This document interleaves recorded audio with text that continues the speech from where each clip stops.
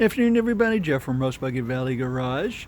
We got the 4Runner back in here for some maintenance, and we just finished up a very large body job. A lot of paint, a lot of dents, some collision damage, and so something that we don't get a call for too often. We were asked to fix a little bit of body damage on this, and it's not really collision damage, but it is a bullet hole. That looks like a 9mm.